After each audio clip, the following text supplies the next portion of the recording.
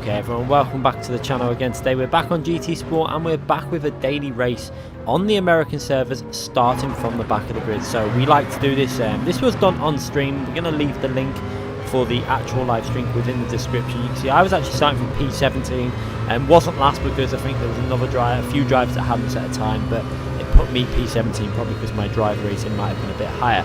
So first thing we had to do in this race was obviously work our way through the field as cleanly as possible. Now Monza, we all know about Monza, and the heavy braking zones does normally cause chaos. So going into the first major braking zone, obviously this has no chicane variation. This is a second chicane, and I decided to brake very early just in case there was any pile up, and it was actually fairly clean. However, one driver goes wide on left. That gave me the opportunity to go down the right hand side and pick up an extra position over the driver's one, and then another driver goes off into the gravel after the first Lesmo, and on the second Lesmo there's a lot of carnage up ahead. I decided to stay to the right hand side. I had to get off the throttle because I didn't want to hit the driver in front, but still we were up to P12 already within the opening few corners. Now there was a little bit of contact between P11 and 12, and then P12 came right back over, and I don't know if he thought it was me that hit him, but it was P11, and then he totally missed his braking point and just goes flying off the track, and that's another driver we're past now, and now into P12. And had a little look on the inside here now behind the driver in front of me there, but couldn't get it back, so just got a little bit of slipstream, decided to go up the inside and try and outbrake him into the final corner, and managed to get that move done fairly quickly and comfortably. And now it's all about working our way into the top 10 drivers now. So obviously we've got the slower drivers out of the way. Obviously as we go up through the field it's going to get that little bit harder to get past people. Every car is going to be a bit harder to pass. You can see they're approaching P10 now, who is actually going to be fairly easy to pass purely because he's in a hybrid car, and we all know the hybrid cars in this track just were not generating enough hybrid usage because the first chicane's missing, so really struggling for speed down the straight. So we're up to P10, and now we've got to fight through a few cars. There's carnage up ahead as bollards are going everywhere. One of the cars missed the chicane there, P8 missed the chicane, and this is going to give us the chance to dive up the inside and get ourselves into P9. So a mistake by the Mazda driver, putting myself into P9 now, and just behind P8 you can see there, and P7 and P6 also just up the road. So if we can get rid of these drivers fairly quickly, make a move on them, get past them, we may have a chance of getting this P1 in this race again. And we did it at Le Mans, and this race obviously is another good opportunity as P8 then decides to just miss the braking point and runs wide. So that's another gift there for ourselves as we come out of the corner. Much better exit as than P7, and this is going to be another move now down the outside, and we've got that move made before the braking zone, so we can take the normal line through the final corner now and head off in pursuit of P6 and in pursuit of the win in this race. Is this going to be possible? It's going to be a hard task obviously because P1 and 2 have got reasonably good speed and they're going to be in clean air and putting in good lap times. We managed to go through with fastest lap that wasn't actually a particularly great lap, so that was encouraging. A 23, low 23 isn't particularly a strong lap. We were actually possible to do 21s in this race, obviously when we've got a complete clear track, but we're having to do a lot of overtaking at the moment, and it's kind of slowing us down a bit. It's also, when you're overtaking a lot of people, racing offline, you tend to take a little bit of time, whereas P6 runs wide, and I just managed to get the car over to the right hand side and still make the overtake possible. Very close to coming into contact with P6 there, but just got away with it. And then as we come through the first Lesmo, there's contact between P5 and 4 as P5 goes sliding off, and we're now up to P5. So a few gifts along the way, some very quick reactions as well to avoid cars, and we're now into the top 5 already, and we're only half the way through lap 3. So quite a strong start to this race, but now this is where it's going to get a little bit more difficult obviously as we come to the drivers a little bit further up. The top 4 for 3 drivers are going to be a little bit more up to speed, and it's going to probably take us a little bit longer to get past some of them, although we're up to P4 fairly quickly and we're in the slipstream, so this should be a fairly comfortable pass because we're going to get the slipstream down the straight. We've judged that pretty well, we've got in the slipstream nicely, we're pretty much at the perfect distance now to build that slipstream up and make a nice move. As we come down, we're going to go to the replay camera. You see they're picking up that slipstream, moving over to the right hand side of the track. We've got a nice draft down the straight and into the P4 now in this race. So pretty much a perfect start to the race from all the way down into P17, and I've worked our way all the way up to P4, and now we've got P3 not too far in the distance there, you can see. Actually in a hybrid car by the looks of it. He's not in the Group C cars, which were actually a little bit stronger at this track, purely because, especially in race condition, the hybrids just didn't have that hybrid power. They didn't have the braking zone to reaccumulate their hybrid, and this should be a comfortable pass when we get close enough on the straights. We should be able to get past them. The only thing with the hybrids is when they do get on the brakes, they get really good acceleration through second, third and fourth gear, because they're the gears where the hybrid is actually going to take effect. But then in the top speed areas, they do tend to lose quite a bit of time. You can see gaining a little bit of time through here, and now we got the straight where we're going to gain even more time down the straight, as that hybrid is going to struggle for straight line speed, and we're going to come into the braking zone, brake as late as possible, and then back on the power as early as possible, and see if we can catch up down this straight. This again is going to show you the difference between the hybrid cars and the Group C cars. Just watch as we close in on that hybrid car in front of us there. I'm not sure whether it's a Toyota or an Audi, but possibly a Toyota, I'm not too sure yet. We'll see as we get a bit closer and build that slip. You obviously get closer and closer, and just look at the closing distance we're doing here now. Gaining so much time and speed over the driver in front of us, absolutely insane. I think it's possibly a Toyota we go past into braking zone, braking a little bit late with that slipstream, just about made the corner, and then trying to get back on the power. Now you're going to see the hybrid in the lower gears, just that extra speed that it has, manages to get back past obviously with that extra bit of hybrid, and now we're back into P4. So we briefly got into P3 but back into P4, but I was fairly confident that I'm going to be able to get back past this driver. I mean, probably could have made sense to him to stay behind the slipstream, but then he had the acceleration out the corners. You can see he's actually got a little bit of a gap up, but then as soon as we get on the power and the Group C cars kind of build their speed up, we're going to gain closely, fairly quickly on P3. And again, going through the really fast chicane and trying to get on the powers early, because we're running a little bit wide there, maybe lost a fraction of time, but we're going to build that slipstream up again, and we're going to have a little look in the braking zone, but we're a bit too far back down. Not going to go for that move. That would have been dangerous, so decided to hold back and wait for the straight, because this makes more sense. As long as we can pick up that slipstream, and we're close enough now to pretty much breeze past the hybrid car in front of us, as you see there, in fourth gear. And now we're just going to go flying past, because he's got no hybrid, and that's an easy move, nice easy move into P3. And now we can build up a bit of a gap so before the braking zone, so he's not going to be able to get back past us, and then we can go into the pits on lap 6. He decided to stay out. There was an option to even pit lap 5 or 6. I was obviously running the racing soft tyres for both stints.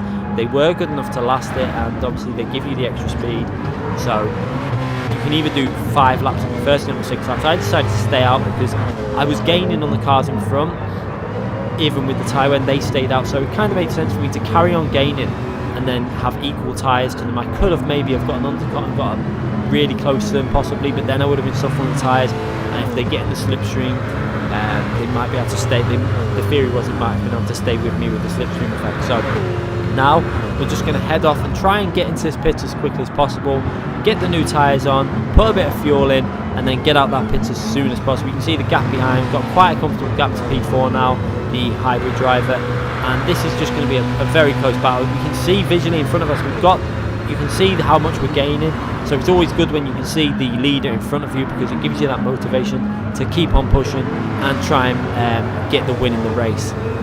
So P1 and P2 both into the pits at the same time as us. Obviously lap 6, it's no point really going any longer than that, especially with the times 10 tyre wear on for this race. Changing the tyres, new set of racing soft tyres on, 5 laps to go. This should be a little bit faster now, obviously, because we've got the no traffic in front of us, we've got fresh tyres on, and we've only got 5 laps to do, and the car's a lot lighter now, so these tyres are going to last better and be more consistent through the remaining laps, and hopefully we're going to be able to catch up to P2 and 1 with some nice fast laps and some fastest laps of the race to get us as close as possible. As you can see, we've currently got the fastest lap still. Lap 2 wasn't particularly great, but now we want to be hitting trying to get 1 lap into the 121s, and when you've got the fresh tyres you should be able to do 121. I knew I could go do a 121.8 or something like that, and that should be good enough to gain quite a big chunk of time on as P2 runs wide out of the first Lesmo, a mistake that a few drivers were making, and that gives a nice little easy overtake for myself there and stops the battling, which would have helped P1 out. So that's great for me, and now I've just got to catch up to P1. You can see the gap's fairly big. P1 had actually saved more fuel than anyone else in that first stint, so maybe he was holding back a bit, trying to save some fuel to get the jump on people. He definitely did jump a little bit of some time, but you can see we're already gaining on him and gaining, and now it's just going to be a case of closing that gap and seeing if we can get close enough to make a move before the end of the race. You can see it's around 4 seconds, 3-4 seconds, and we should be able to gain at least a second a lap, judging by our best lap that was still the fastest lap in the race, as we go over the line to start our first proper lap on these fresh tyres. Obviously that was the out lap before, and now we're going to try and put in a really good lap to put some fear into this P1 driver and let him see what pace we've got, and let him, you know, it can put pressure on people if they see that the driver behind is putting in fastest laps in the race. Sometimes it puts the pressure on them and makes them make a few mistakes. You never know what's going to happen. If we go into the braking zone, nicely aggressively into that braking zone, hitting the apexes perfectly on the power really early. A little bit of oversteer as we come off the power, as we go onto the power, but get away with that, down into second gear, really hooking the inside of the apex there, hooking the corner up nicer there, and then into third gear, and then just lifting off third gear, early onto the throttle, back into third gear, and a nice exit from the second Lesmo there.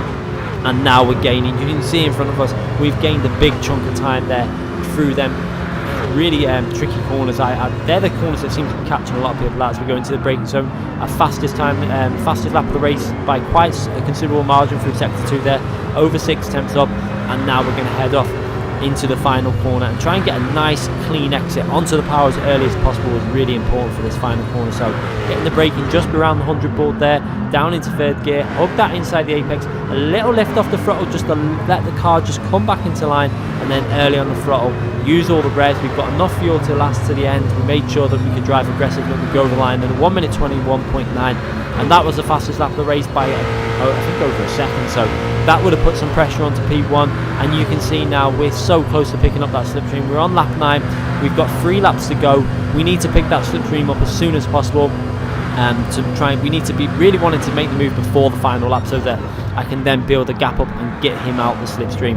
As you can see, they're hooking the corners up again very nicely through there, and again first sector was actually a little bit faster than the previous lap. We must have got a better exit off the final corner and took more speed down the start straight, but again using all the track on the exit there, down into third gear, just waiting for the throttle, being very patient, trying to keep it nice and smooth. The tyres are lasting much better now. They're not wearing as fast. Obviously now the car is lighter, and we're able to really attack the track and see if we can catch up to P1. You can see how much we've gained. We're so close to picking up that slipstream already. We're going to ride on board with the TV replay cameras. We're driving really aggressively through Ascaris. You see there, P1 runs a little bit wide there, clearly being put under some pressure, makes an error on that the exit of the Ascari.